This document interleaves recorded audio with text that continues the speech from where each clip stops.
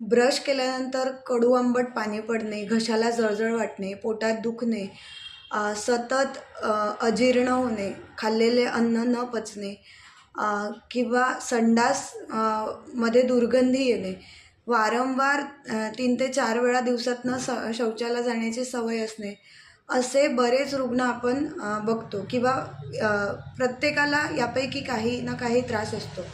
या आजाराला एकंदरीत आम्लपित्त किंवा ॲसिडिटी असं म्हणतात. ॲसिडिटी जर का दीर्घकाळासाठी असेल किंवा ॲसिडिटी दुर्लक्षित केल्या गेली तर ती त्वचा, डोके या ठिकाणी जाऊन स्वरूप चेंज करून पुढे आपल्याला मायग्रेन, ग्रहणी किंवा शीतपित्त, त्वचाविकार यासारखे वेगवेगळ्या स्वरूपाचे गंभीर आजार होण्याची शक्यता असते.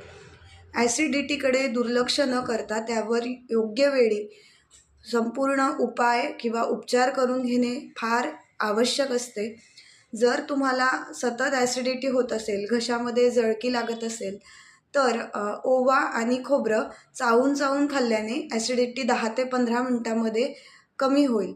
पण असे घरगुती काही उपचार करूनही जर का तुम्हाला आम्लपित्त किंवा ॲसिडिटी कमी होत नसेल, तर जवळच्या तज्ज्ञ आयुर्वेदिक डॉक्टरांचा सल्ला घेण्याची आवश्यकता आहे.